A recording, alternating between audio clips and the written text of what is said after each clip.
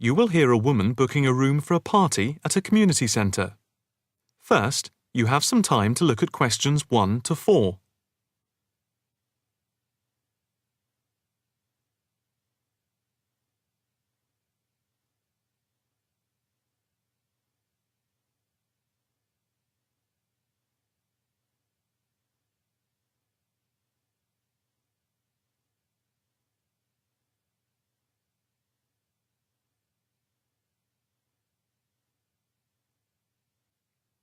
Now the test will begin. You should answer the questions as you listen, because you will not hear the recording a second time. Listen carefully and answer questions 1 to 4. Hi, good morning. My name's Pete. How can I help you? Hi, my name's Maria Lincoln. I understand you hire out rooms in the community centre as venues for parties? Yes, we do. We've various sized accommodation. It depends on what you're looking for, really. We're looking to hold a party, a children's birthday party, and we need a room that will hold about 70 people, with space for a small disco area, games, dancing, and food. Well, we have a large room, and it would certainly hold at least 100 people comfortably. It's used a lot for parties and things like that. That sounds as if it might be suitable. I've tried various venues, and they're either booked up or they don't hold enough people. Can you tell me when you were thinking of holding the party? I know it's short notice, but we wanted to hold it Saturday week. That's September 15th. Let's have a look. Yes, you're in luck. The Mandela suite is free then. I'll just write that down. M-A-N-D-E-L-A. And the time. When were you thinking of holding it? In the afternoon, from 3:30 p.m. to 9 p.m. Yes, okay. There's no smoking on the premises, and we're only licensed to have soft drinks. That's okay. I think I'm happy to go ahead. Before you hear the rest of the conversation, you have some time to look at questions 5 to 10.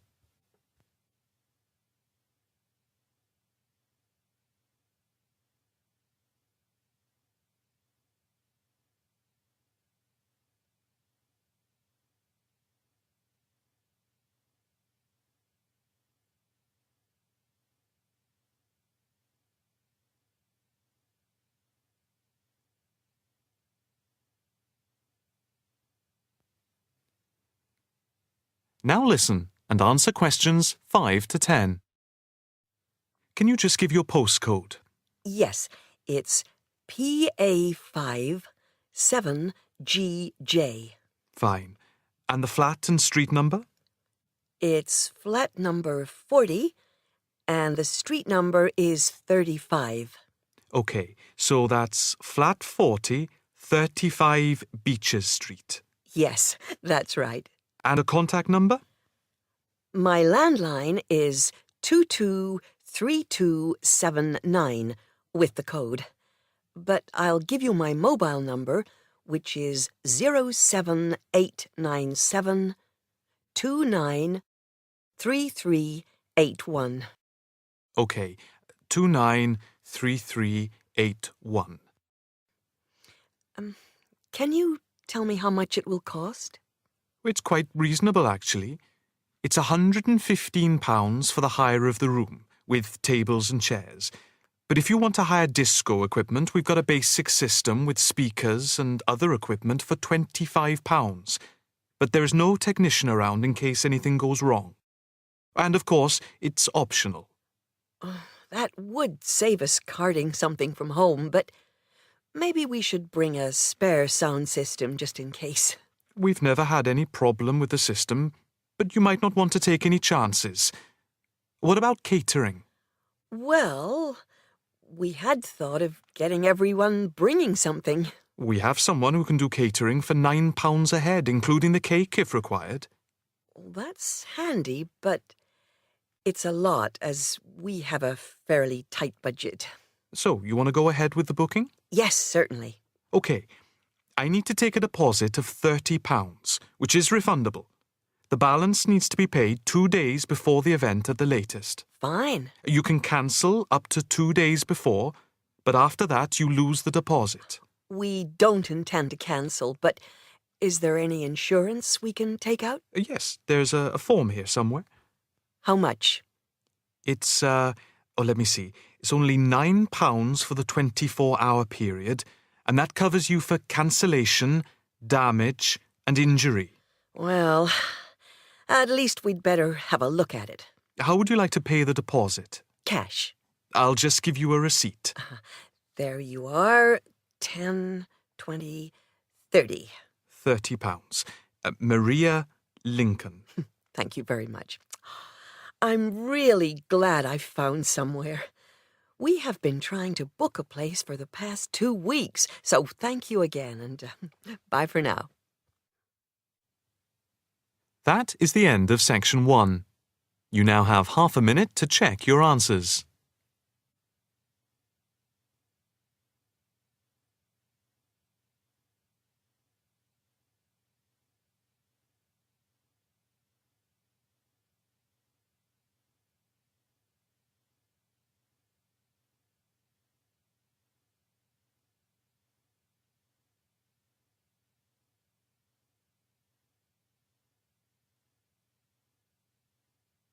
Now turn to section 2. Section 2. You will hear a talk on the radio about grass roofs. First, you have some time to look at questions 11 to 13.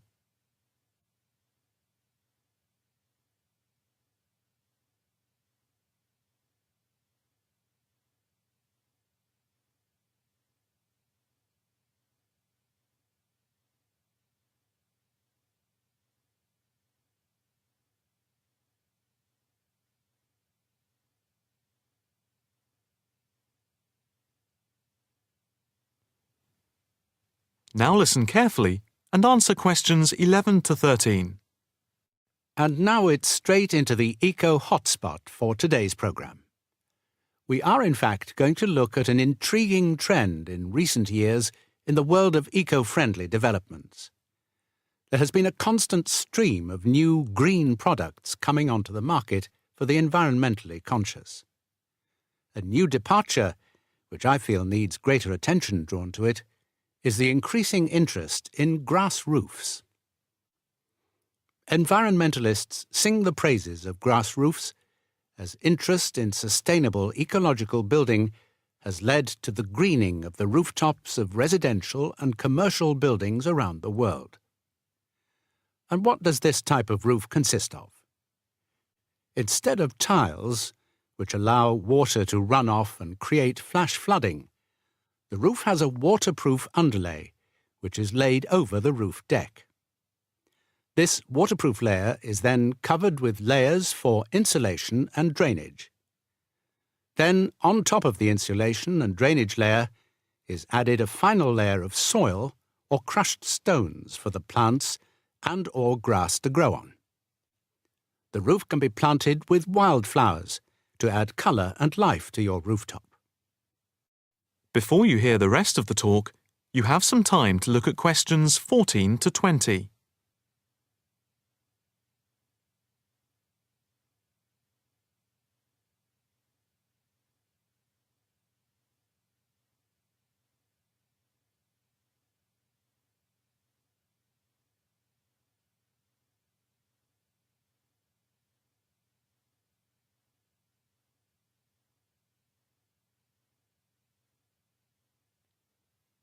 Now listen carefully and answer questions 14 to 20. As for the benefits of grass roofs, in spring and in summer they are very pretty, as flowers spring into bloom. Moreover, in summer, grass roofs are of particular benefit in cities because they keep any building cool by reflecting the sun's rays. In winter, the grass roofs insulate the building, helping to prevent heat loss. The roofs require little maintenance and are better than any other roofing material. They encourage biodiversity by attracting bees and birds, and they absorb water runoff which helps prevent flash flooding. In fact, the gravel layer retains 71% of the rainwater that falls, thus helping to prevent flash flooding. In winter, the brown soil is a bit more evident, which can look unattractive if the roofs are not tended carefully. But that is a price worth paying, and I would say that they come highly recommended by those who have them. If you compare grass roofs with tiles, the latter do certainly look very tidy, but at a price to the future of the planet. The main drawbacks of tiles, though, are the water runoff and the absorption of heat from the sun's rays in summer. So, if we are to save the planet from the ecological point of view, tiles do not come recommended. The only roof that I can think of which has similar ecological credentials to the grass roof is the thatched roof. Thatched roofs are good insulators and very attractive, but very pricey and not ideal for cities. How can we make more of our roofs green? That is, how can people be persuaded to install grass roofs?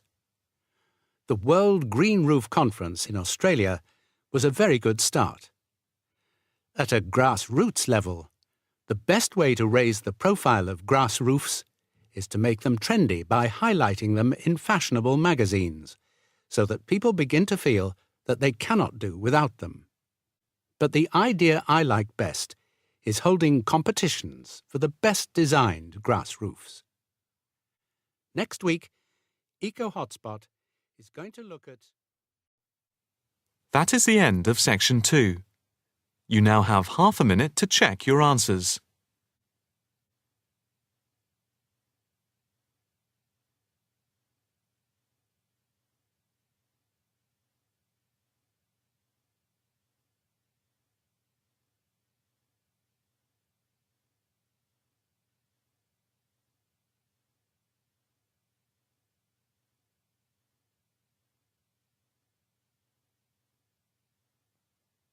Now turn to section 3.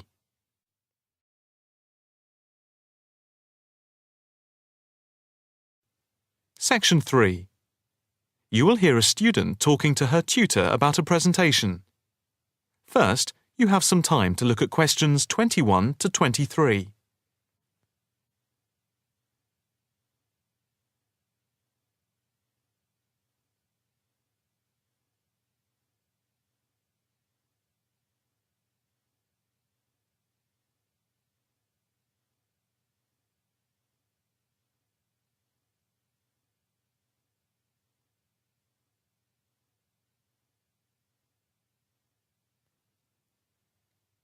Now listen carefully and answer questions 21 to 23.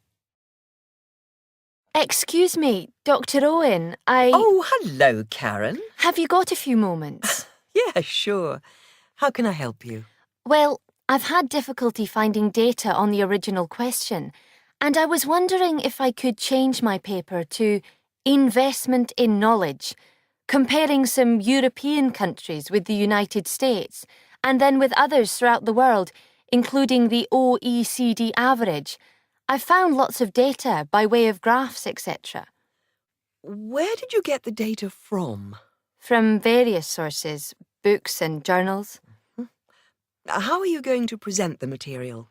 I am going to use the electronic whiteboard as suggested and do a blend of graphs, pictures, text and podcasts to illustrate my presentation. It sounds very impressive. Yes, let's hope the whiteboard works. But I'm also going to have a PowerPoint presentation for a backup, just to cover myself. A backup is a good idea, but it's a lot of work doing everything twice. It is, but at least I'll have experience of both. Before we talk about how to use the data I've selected, could you give me the names of a few websites I should look at for more specific background material? When you type in anything to do with knowledge, there are millions of sites listed. Before you hear the rest of the conversation, you have some time to look at questions 24 to 30.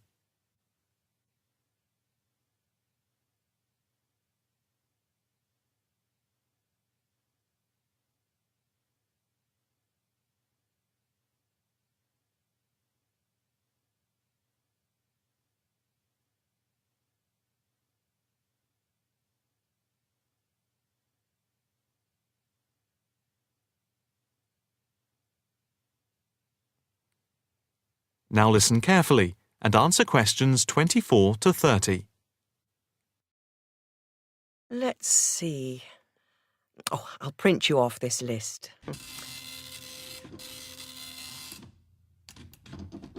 Oh, there we go. Right. Do I really need to study everything on these? No, I suggest there are 5 or 6 you can look at.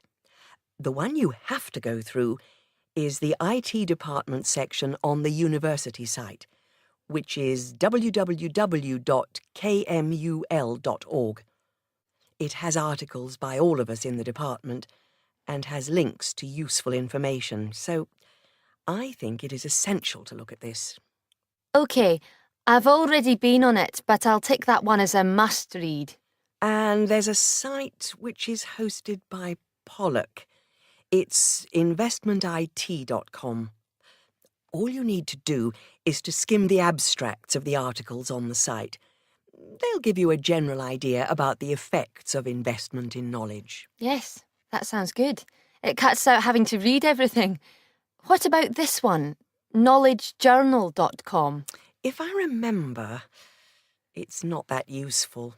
I would say that there are very few things that you need to read there.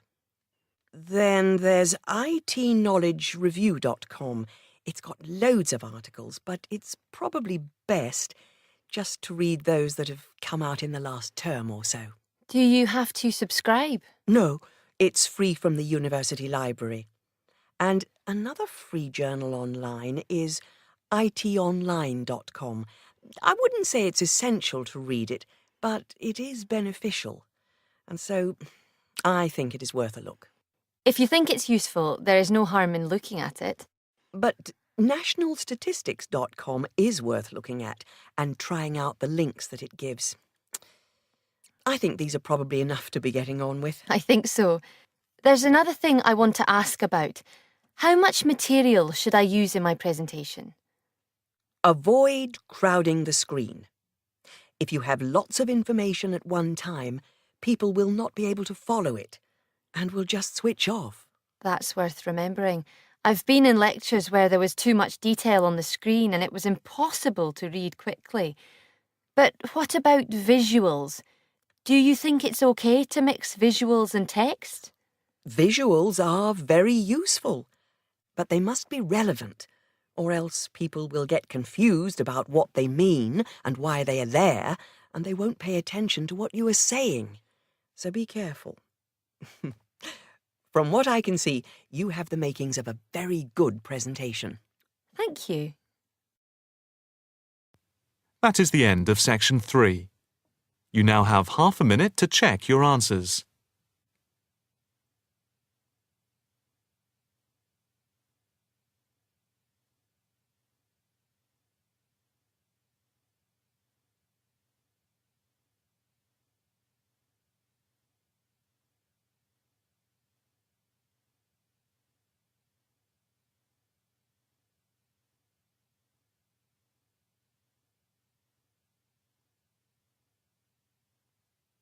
Now, turn to section 4.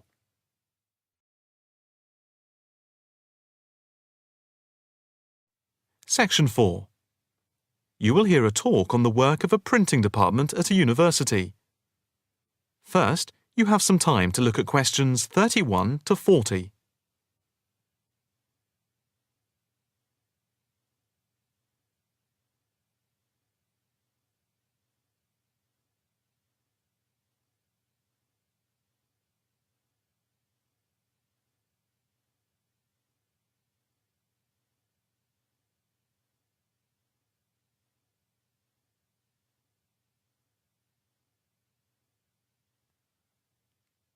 Now listen carefully and answer questions 31 to 40.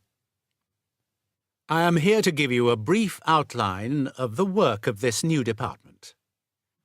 The Department of the Printed Word has a very short history, having been created just 10 years ago. Some statistics to start with. The first intake of undergraduate students consisted of 20 students, which rose to 37 in the second year. And we now have about 50 in the first year, doing a wide range of courses, full and part-time. We have a thriving research department, with 17 students on the taught MA course and 7 students doing research full-time. In all, we have 9 full-time lecturers and 16 part-time lecturers who work mainly but not exclusively in our evening department. Of the total student body, approximately 21% are from outside the country, a number which has been increasing steadily over recent years.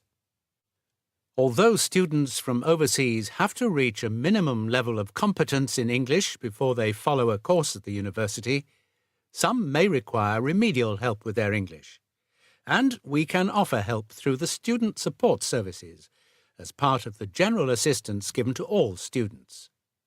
For home students, both graduate and undergraduate, there are bursaries to help with travel and accommodation, for which I would advise you to contact Mrs. Riley at the end of this session. Increasingly, we are forging external links with organisations in the publishing world, and we have been very fortunate in that we have received money to sponsor not just various students within the department, but also technicians and lecturers. Each year we hold a series of lectures which are given by external speakers in the world of printing and the media. The series of workshops that you see around you have been built thanks to a very generous donation which has allowed us to develop our facilities for bookbinding and restoration. Now, the main work of the department relates to teaching the mechanism of printing. And as most printing is now so highly technological, all our students have to be computer literate.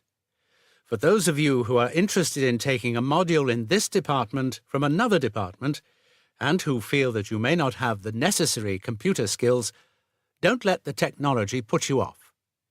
We have a number of specialist technicians who can support and deliver crash programs in the computing technology required. As long as you can switch on the computer, you are halfway there.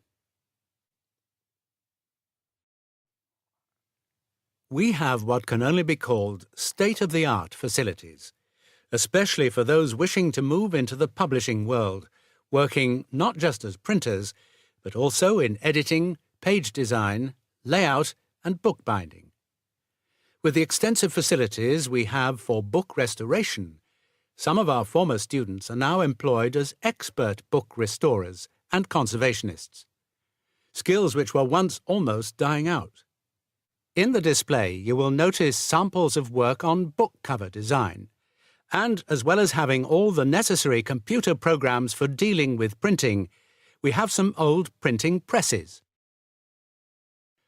Despite being largely a modern department, we do have an increasing interest in research into the history of the printed word, ranging from early European to Chinese and Japanese printing techniques. We have in fact some very well-known experts on early printing in Europe in the 15th and 16th centuries. If this area appeals to you, you can talk to Dr. Fred Clare afterwards. From China, we're lucky to have as a visiting lecturer Dr. Yu, who is an authority on early Chinese manuscripts and printing machines. If you are thinking about doing a module with us, or you are interested in doing research after you have finished your first degree, the person to talk to is Professor Clarkson, who will be able to give you all the details. For postgraduate research, you should really be thinking about applying now, even though we are only in December, as the department now attracts large numbers of people, and we always have many applications for each research position. That is the end of section 4. You now have half a minute to check your answers.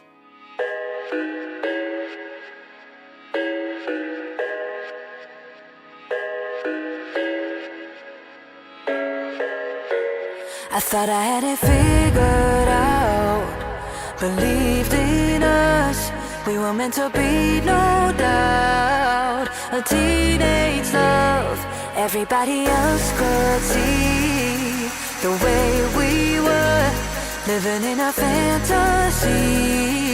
When I kiss her, I don't know where we're going, I don't know at all.